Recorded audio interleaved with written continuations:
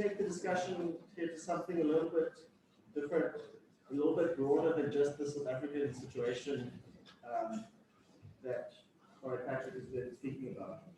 So, at the end of the last session, Brian and Dominic both noted the issue of austerity as a huge part of the impact and the collateral damage of this kind of profit shifting and illicit financial flows that we see.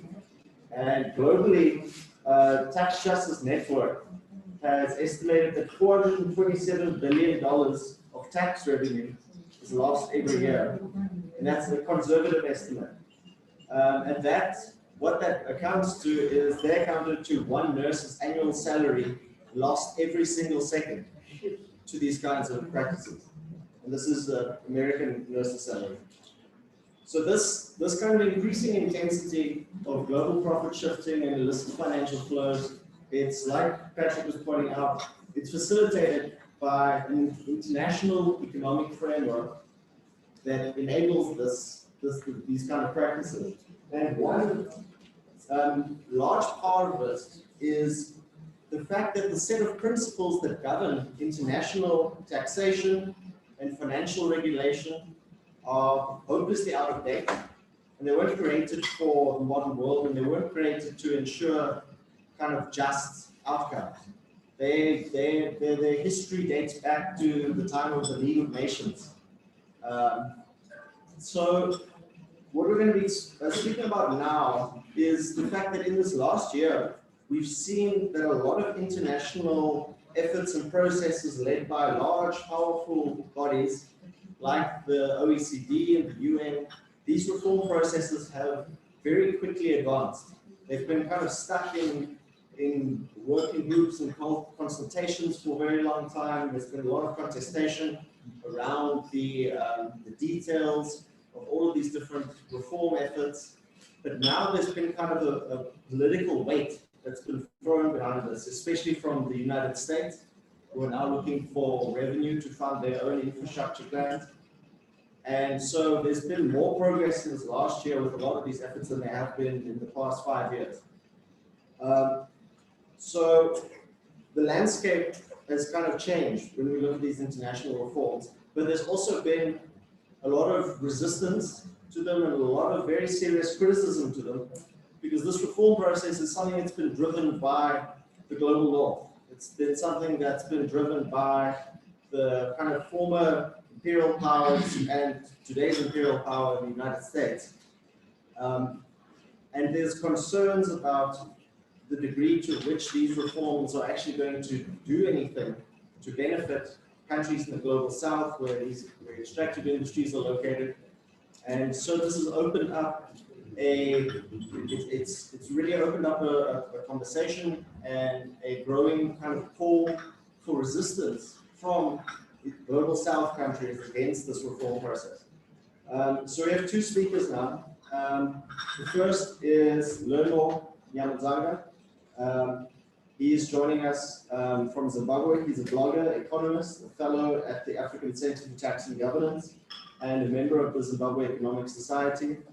And he's going to just lead us into the session and into the discussion by giving us an overview of what some of these reform processes are, why they matter, and why there's been some criticism around that.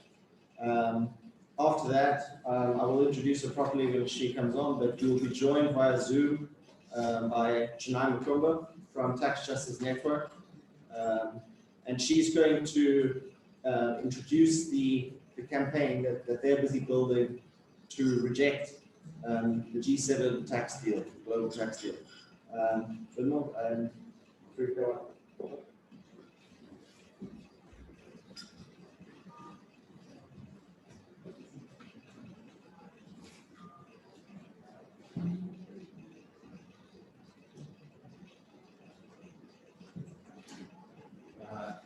Thank you very much. Like you say, my name is Learnmore. Amanja. Amanja. You deal with me if I didn't do it correctly or something that I have done. Thank you very much. Even perfectly. Thank you. are going to talk more about the global tax reform. It's something that has been going on for quite some time. I think a lot of things are happening, and we need to understand that maybe Africans, where are we in this thing? Where can we fit in? What that must know so that so someone saying I could hear the mic, but I think my voice. Can you hear me? Yeah. I think I can proceed. I'm good. Maybe for the Zoom. Okay, thank you very much. I think I have already the time, so let me get into business. So I'm saying, if you're watching news, there have been headlines concerning the global tax reform. Now we are now confused whether it's G7, it's G20, or it's inclusive, who is endorsing who, something like that. These are some of the issues that we are facing this, but let's try to get deeper into these issues. So this is my outline. I won't bother you, but I suppose I will simply go through it. So I'll begin by the introduction. So you'll find that generally we have two groups of multinational companies. We've got those who have got physical presence in our jurisdiction, and those who doesn't have physical presence within our jurisdiction. But we all have problems with those multinational, but not all of them. So you find out we deal with multinationals without physical presence. So you find that the digital economy includes the worldwide network of economic activity enabled by ICT. But now the question is, these days, if you look at it now, people can now operate a company. While it's in USA, but the company is operating, say, in South Africa. So that alone causes some taxing challenges within our tax jurisdiction. Because if you then look at the current international tax rule, you cannot tax countries where you cannot. So current international rules stipulated that multinationals cannot. Forgive me. So I said current international tax rules stipulate that multinationals can only be taxed in countries where they maintain some form of physical presence. So if we talk of government that does not have physical presence, then we cannot sort of tax them. But we will get through as we proceed. So we find that issues like globalization, fourth industrial revolution, and COVID, but then increase these taxing challenges. And some multinational companies are exploiting these loopholes. So what should we do? So we find some other countries in trying to deal with that challenge. Some joined the inclusive framework, which we'll discuss later, and also some were charging unilateral taxes. Now coming to the multinational companies that are physically present maybe within our jurisdiction, what are some of the challenges that we are facing? So we find that as countries, we are sort of like offering incentives, right, to attract foreign domestic investment, so foreign direct investment. So in the end, we end up like doing what we call race to the bottom, right?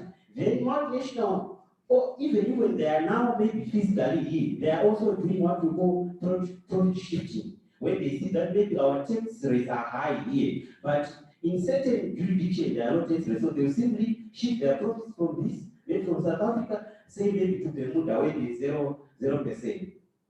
Just to give a brief background, I think my previous colleague have tried some of these figures, but I can still go through them. So we find that according to Tax Network, we are losing 427 billion annually due to international tax abuse. So due to international tax abuse, and of that, 245 billion is lost through multinational and shifting these profits to tax havens, right? So you find that there's this issue of global tax, there's erosion, profit shifting. I think my previous colleague talked about it.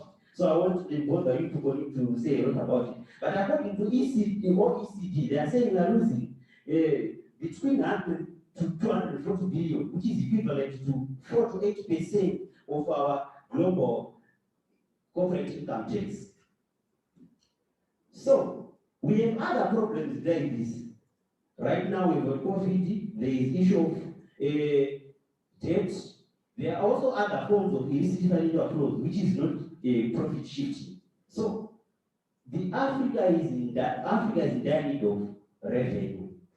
That we can agree. So in trying to address these challenges, again, some other African countries joined OECD, and it is against this background now we are now beginning to speak about the global tax reform.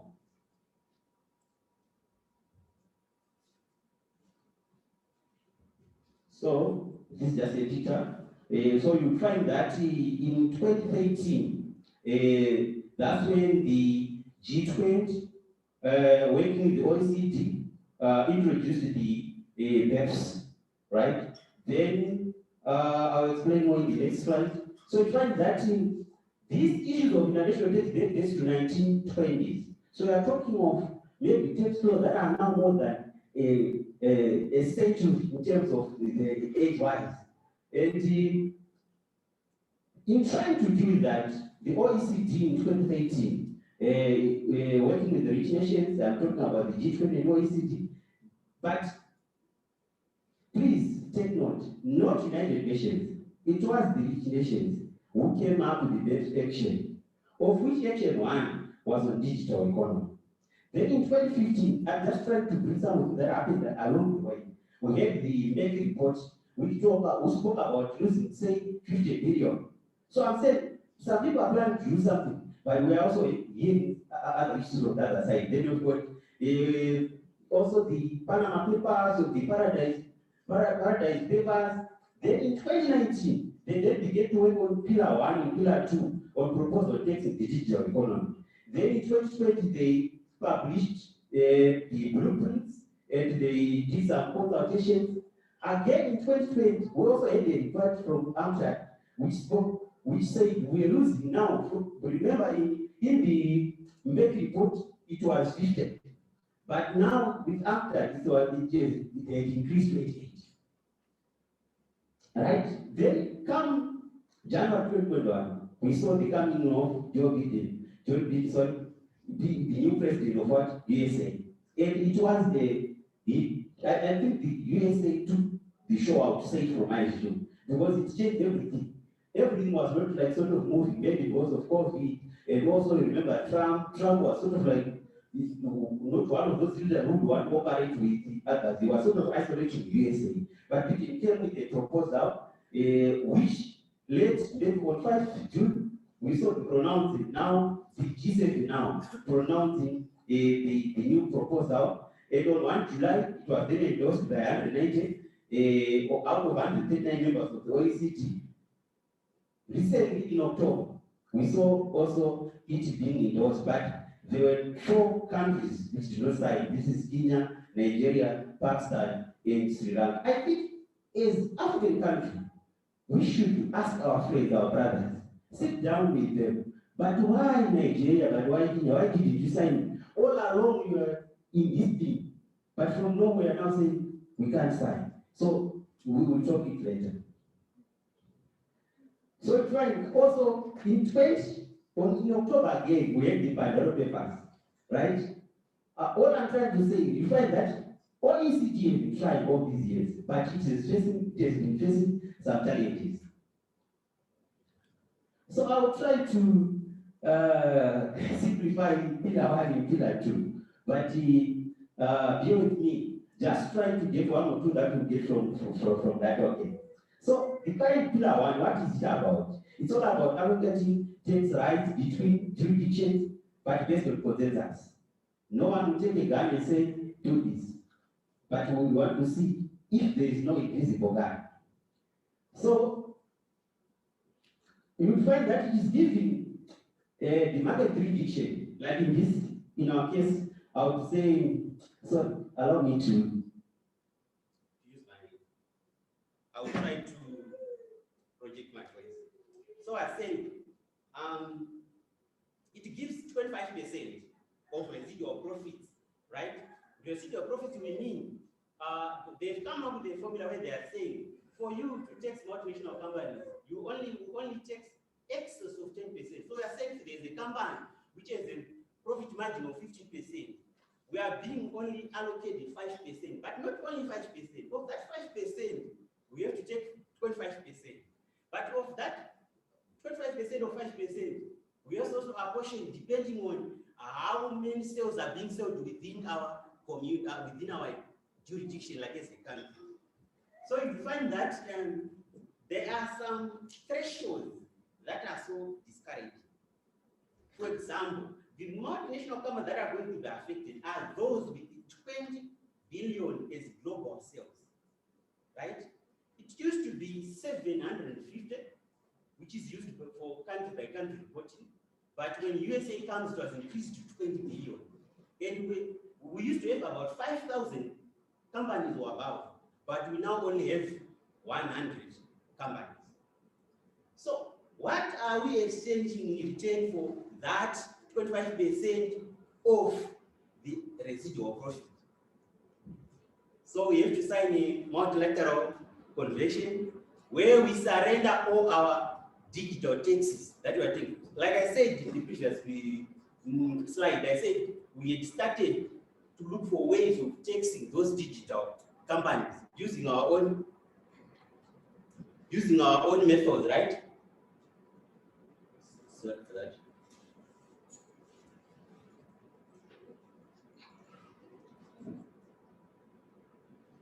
Right. So countries started sort of to come up with their own ways of taxing those multinational companies. But once we accept this deal, it means you have to surrender all those taxing rights for that time profit that you are being allowed to tax. So not only that 20 billion, it also have to have sales of 1 million euros within your jurisdiction. So there are two criteria. Number one, globally should be able to 750. Then within your tax jurisdiction, for you to tax it, you also have to have 1 million. But for smaller jurisdiction, for example, those with less than 40 billion per year, like the GDP, the threshold was reduced to 250,000, right? So you find that there's also another amount B, let's not talk about it. It's something that is not yet finalized. So, however, let's take note, it does not include extractive sector and financial services, including insurance. And tax certainty, there is also another thing that is hidden within that when I read about it, then I said, oh, do we know what we are getting to? There's what they call mandatory dispute resolution, where you are sort of like also surrendering your court rights. You say if we have a conflict, we don't settle it using our local courts, we use the international arbitration. But as Africa has a great record when it comes to international arbitration. Then pillar 2. So pillar 2 now. So you find pillar 1 was all about taxing rights. Pillar 2 now is about dealing with other problems. Remember, in the first one I was saying, because when a company is within our jurisdiction, so when a company is not physically present within our jurisdiction, we cannot tax it, right? But now we are now saying, what about that company which is within our jurisdiction? So we are now talking of a 15% is the minimum tax, but please take note, this is effective tax rate. I like my sister from SARS was saying, we have to know that there's a difference between statutory rate and the effective rate. But for now, let's just say we've got a minimum 15%, right?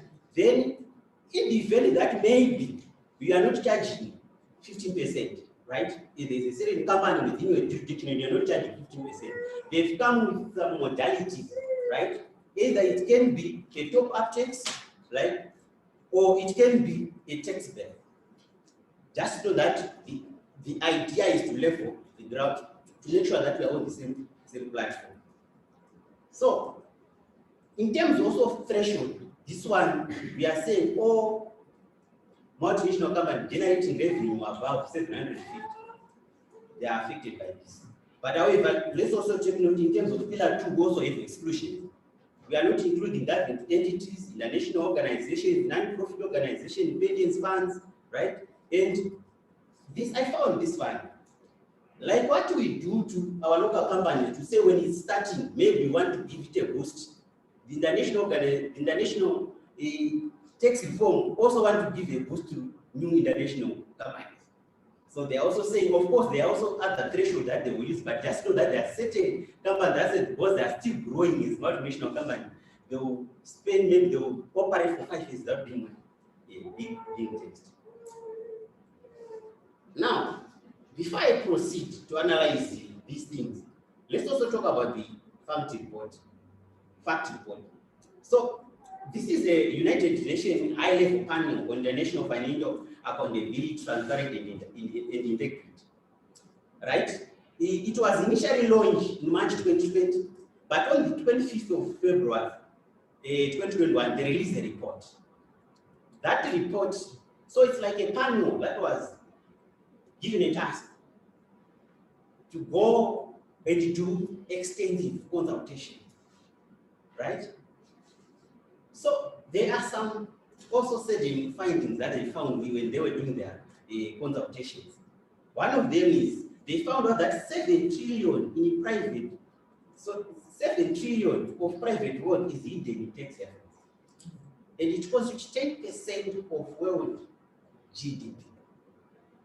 They also found that between 500 to 600 is lost, 500 to 600 billion US is lost from profit shifting by multinational companies. Now coming to South Africa, maybe just to incentivize you, they also say South Africa was losing 3 billion to profit shifting. But like I was saying, let's give human face to this 3 billion. What would you do with 3 billion? So you find that 3 billion, we could build 3,500 new schools with that man within our, right? So what did they do after finding all those problems? They came up with 14 recommendations, right? What were these recommendations? They were based on values, policies, and institutions. And what was the main purpose? To redesign and revitalize the global architecture so it can be effective. It can effectively foster financial integrity for sustainable development. So what are some of these recommendations? So I won't go through all of them, but basically they gave recommendations with regards to accountability, legitimacy, transparency, fairness, the issues of enablers. We're talking of lawyers and the accountants whom we are saying they are oiling issues of illicit finance, that enablers, right? Then they also talk about non-state actors, these are civil society organizations. They talked about international cooperation, dynamism, capacity building, data implementation, review, national governance, and global governance. But of particular interest to this discussion, I found 14B, which talks about creating an inclusive intergovernmental board to tax matters under United Nations. Remember, as I was presenting, I was saying, take note, where we were saying it was the OECD that was mandated by the rich country to come up with a global reform. Why not the United Nations? Why OECD? It's a question that we must give. So also 4A talks about tech convention, taxing the digital economy, and also that multinational should pay their fair share. And also taxing them based on global profit, which is sort of like what is now happening. So these are the recommendations that came in February, right? Then they also talked about issue of creating fairness, creating fair rules, strong incentives to combat tax competition, tax avoidance, tax evasion, starting an agreement on global minimum corporate tax. That was before the G7 did what? They gave their proposal. So, but there's something that I like at the end of the report. They say recommendations are not enough. All people must contribute through their action. That brings me to what my sister was saying. You know, sometimes let's ask not just wait for the government, state actors, and so forth. Where within your self-influence, what are you doing to reduce it? Because remember, even if you complain that they are doing it, they use South Africans to shift money from South Africa to another country. So it all begins from individual level. What are you doing? When you see corruption, what are you doing? When you see those mischievous transactions, what are you doing? careful, we also found one thing as enablers. Right. Let's now look at the political economy around this thing. So you find that the current and proposed national tax strategy, from our view, when we do this thing, when we did an analysis, we think they does not favor the market jurisdiction. Market jurisdiction are talking of those countries where the company is not physically present, right? But it is enjoying profit through maybe providing services within that tax jurisdiction. So we felt like with this new proposal, or maybe modified, I would say new, because we have been hearing this for quite some time, we felt that it does not favor market jurisdiction. We also found that effort by OECD in setting rules is commendable. Let's appreciate them, because it's not easy to convince 136 countries. For those who are married, you understand what I'm saying. If you can fail to agree as two people, then you are talking of 136 countries from different nations with different backgrounds. We have to appreciate for that, right? However, there are also raised concerns about the influence of developing countries. Yes, they are on the table, but do we have the power to direct where things are going? Or some of us are just brainwashed, just sitting there. Recently, I saw I don't want to say the name, a country that was not involved in the whole process. But when it heard that this thing rushed and signed in agreement. So my question is, OECD selves are acknowledging that the developed countries, they don't have the capacity. After signing this, you want to train. But a certain countries from Norway just come in and sign in. So you then see that there is something wrong there. Are we signing that because there are benefits? Or are we signing so that we just want to be part of the international agreement? Let's put this as, so that when we discuss, we talk about it. So you would also find that benefiting multinational companies are headquarters in developed countries. You see, sometimes I feel like we are fighting with multinational companies. It's not like we are fighting with the US, we are fighting sort of like with the multinational company. Why do I say so? Because these companies that we are talking, most of them are headquartered within these developed countries. So when more profit goes to the headquarters, it means that country is benefiting from that.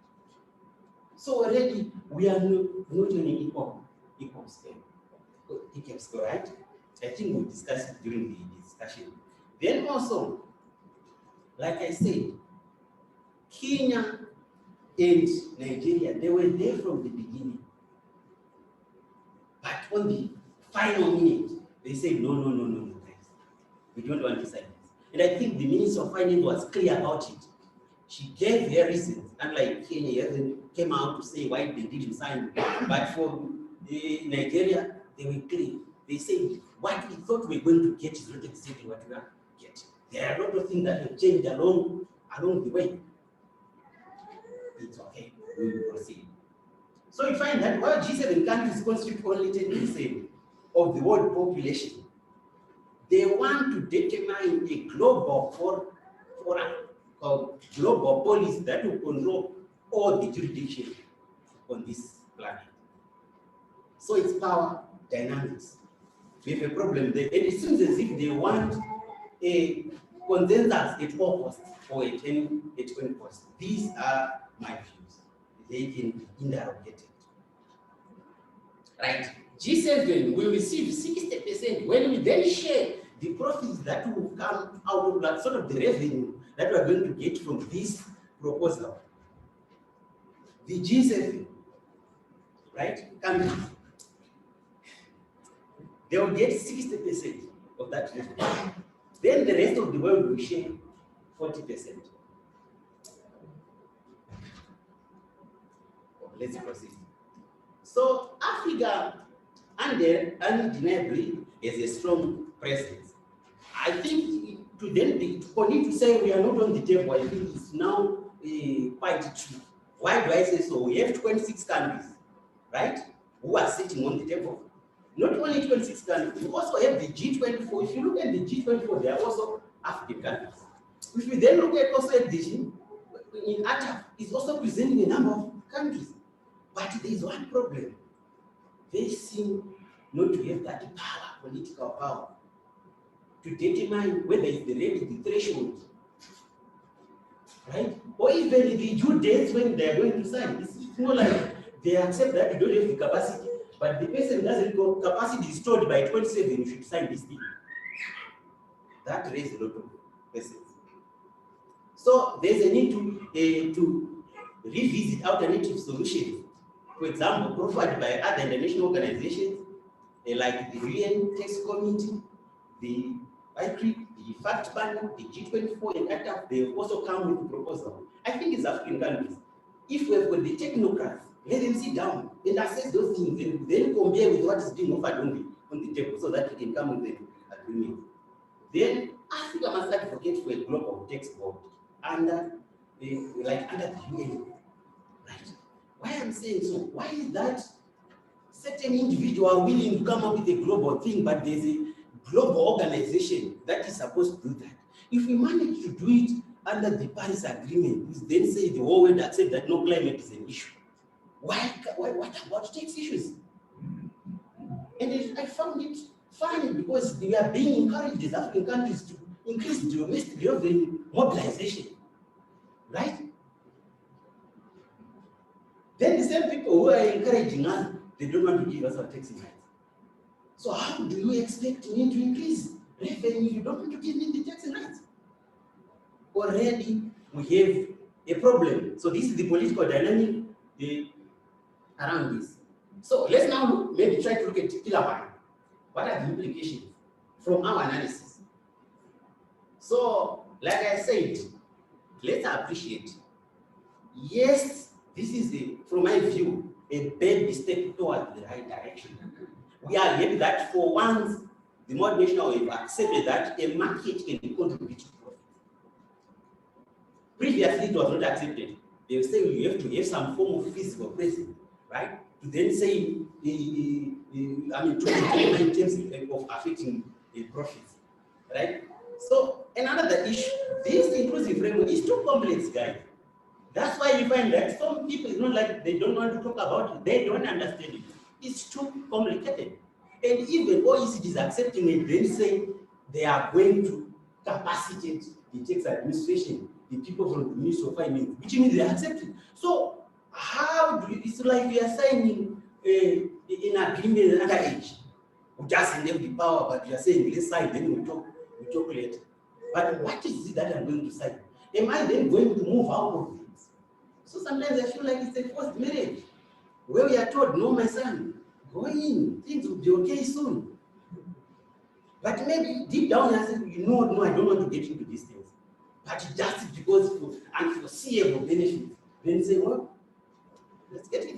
Yes. Sorry, I don't want to disrupt your flow, but Chenai wants to join us on Zoom. I'm wondering, would you be okay if we maybe pause it here, and I can wrap up some maybe some loose ends or recap a bit, and then we can hear from Chenai, and then we can return to these in the discussion. I think I'm with it because I think these are the important exercises, so I have no problem with the pause, then we can discuss them.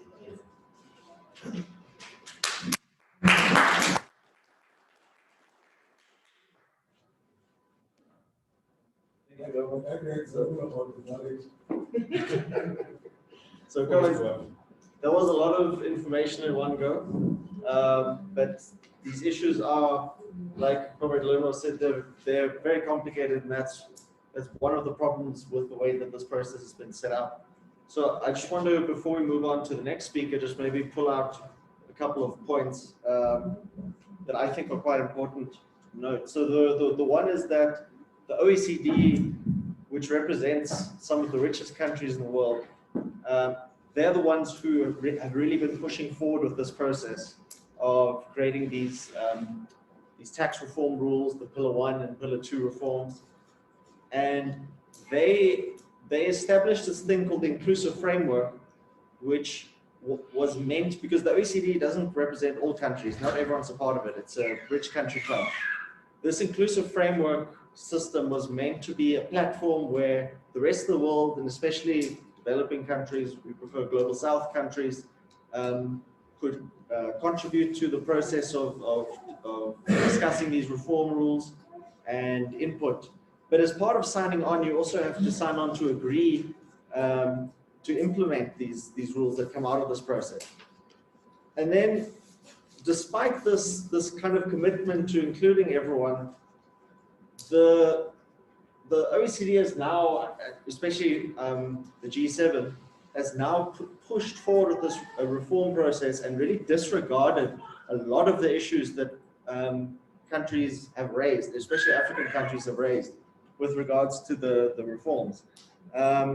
And just, I know we're quite low on time, but I think it's important that, for example, one of these issues is the global minimum tax rate. And I just want to recap how that's planned, because I think it demonstrates a lot of the issues with this entire reform process. So how this works is that there's a global minimum tax of 15%. And if you have a multinational that has a mine in South Africa, it has some intermediary office in Bermuda, and then it has a headquarters in London. Let's say they declare a lot of profit in that Bermuda intermediary, and there it's taxed at 0%. So when these rules kick in, what will happen is that there'll be a calculation of how much tax they should have paid if that Bermuda company was paying the 15% tax. And then that tax will be added to a pool of, it's called a top-up tax. And then how that will be distributed is it won't go to, for example, Bermuda. It will go to the country where that multinational is headquartered, which, like Learnmore was saying, that's the G7, that's the OECD countries.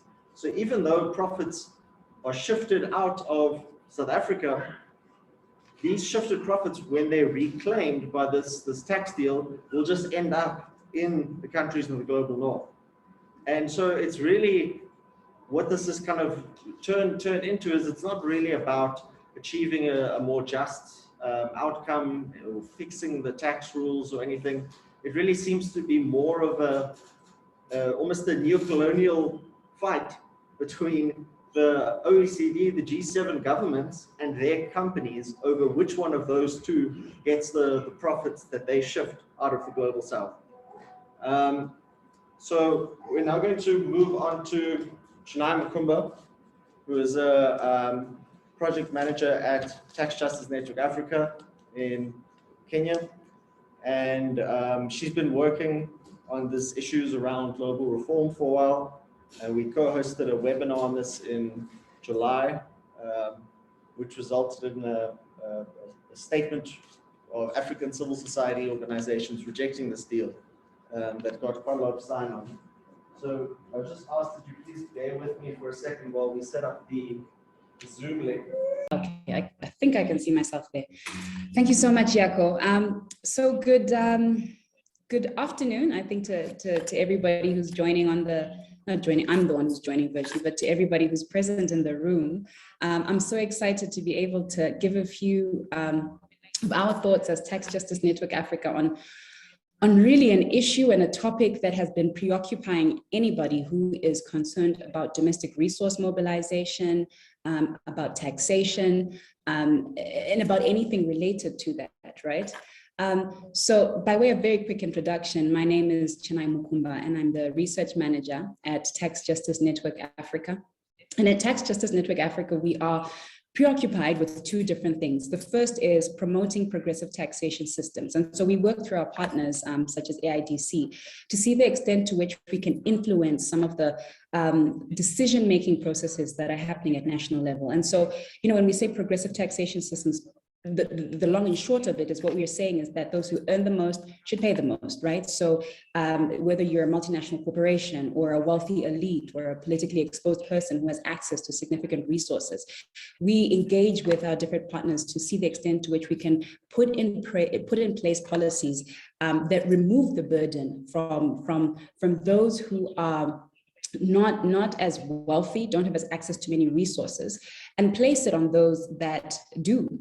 And so that's pretty much what we talk about when we're talking about progressive taxation systems. And then the second thing that we work towards is curbing illicit financial flows. And this is really the shifting of resources from a country that essentially almost undermines its ability to develop itself, right? To use those resources to contribute to alleviating poverty, to addressing the issue of inequality, and really, the long and short of it, contributing to its own developmental objectives. So right now, the conversation that I think Learnmore was talking to, and I heard the previous speaker talking to, is this broader conversation about the international financial architecture.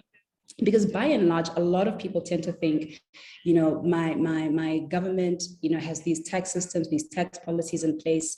Really, the long and short of it is that they should be putting in place the measures necessary to contribute, to have those resources contribute to a country's development, to help a country achieve its developmental objectives. But I think increasingly what a lot of people are starting to see, what a lot of civil society, what a lot of actors are starting to see because of the conversation that's happening now, is that countries don't operate within a vacuum, right? But the international financial architecture plays a very, very key role. And so this conversation that we've been having most recently about, the G20/OECD deal really, I think, paints a picture about the fact that in as much as we're not operating in a vacuum, we are working and operating in an international financial system architecture. The rules that are being established, right, within which we are operating, really we need to be paying significant attention to those, because if we are agreeing or signing on to deals or rules that are being made at the international level without actually understanding the implications of those rules on our own national systems, potentially we are undermining our own ability to contribute to our own developmental objectives. And so this current conversation that's been happening about the global minimum tax is one that, as Jaco mentioned earlier, we have been advocating along with our national partners, to see changed. The process by which those rules were put in place was not inclusive, was not participatory, and we see the results of that, right? The 15% that currently is on the table and likely to proceed is a global minimum tax that is much closer to countries such as Ireland, for example, who have just over 12% of their global minimum as their minimum tax rates, than what it is that African countries want, right? So ATAF put out, not ATAF, but ATAF says that within the African continent, our corporate income tax rates are really between 25 and 35%, right? And so when we were advocating for, and when ATAF was submitting, right, its proposals for a global minimum tax, the number that it had put forward was closer to 20, right? Closer to 25. I heard Learnmore, talking about ICRIT, and who themselves essentially, indicate that is the global minimum tax rate that would really be able to contribute meaningfully to developing countries. But we see that the result, the 15% that was finally agreed upon, is what stuck. And it's easy to sort of think through that, and not easy, but you think through that and you try to understand how it is, when, for example, the global minimum tax is closer to 20%, but we find ourselves at 15. And the long and short of it is that the OECD, at the end of the day, in as much as it's created this inclusive framework, really is working in the interest of its own members, right? We don't have as much representation, even within the inclusive framework, as we want. Less than half of African countries are a part of this inclusive framework, right? Yet the OECD is making these rules that are global, supposedly global in nature. And so one of the things that we've been advocating for and really, really want to see is a platform where African countries are able to engage on a level playing field. Without essentially sort of coming on board to something that's already been established and has only been opened, as a result of outcry, right?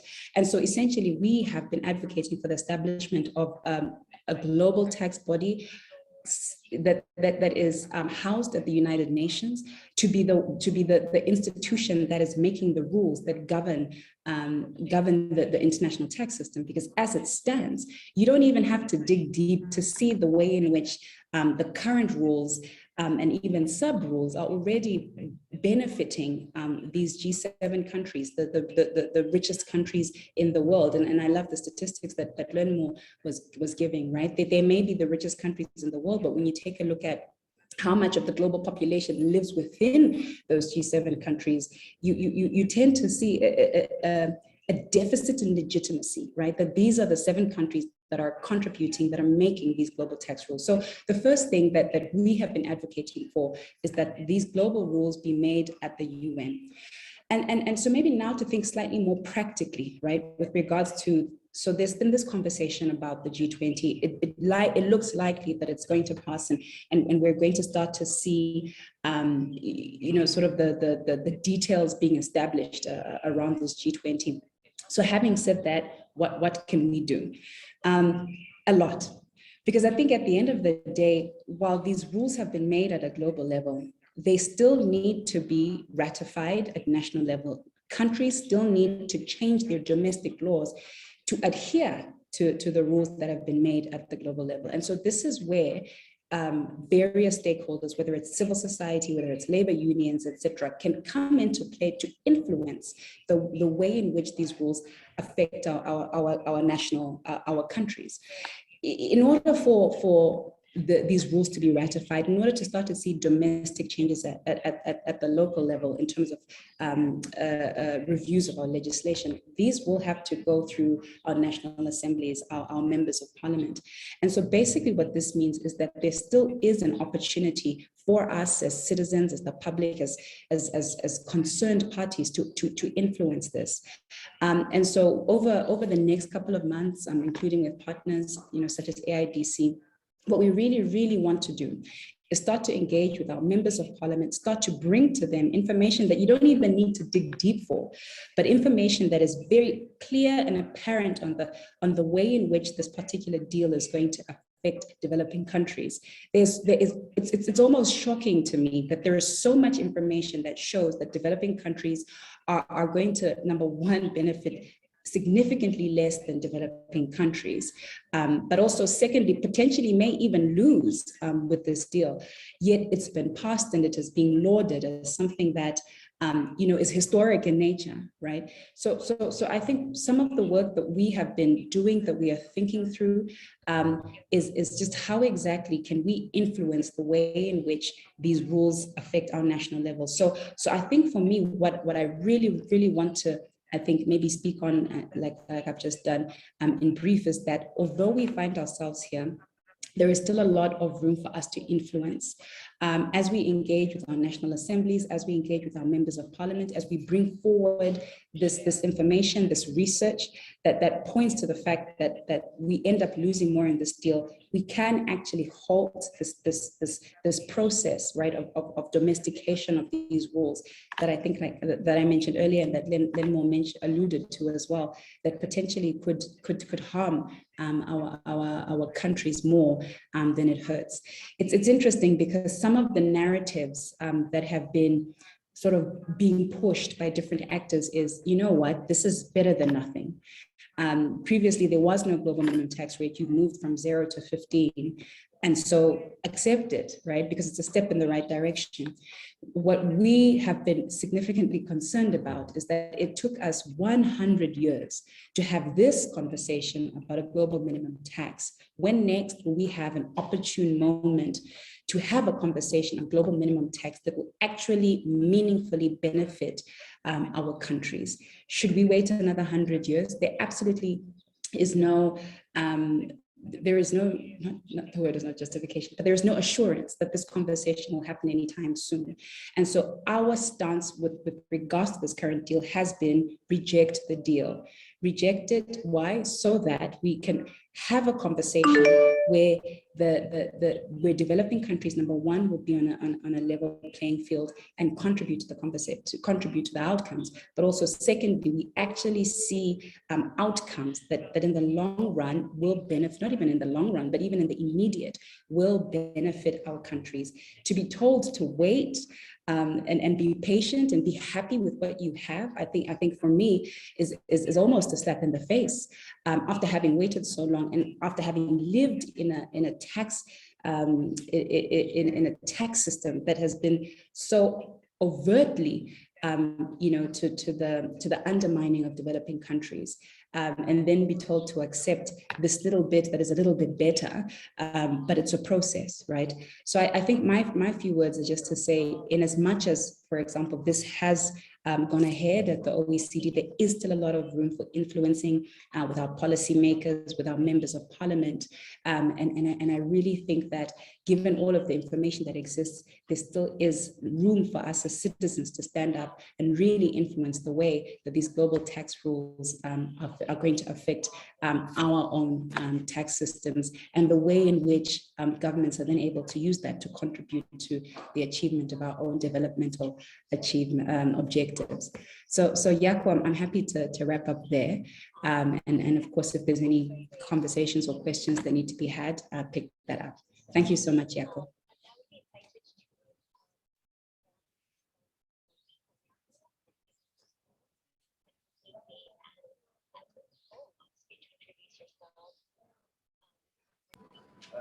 Thank you, Chenai, for that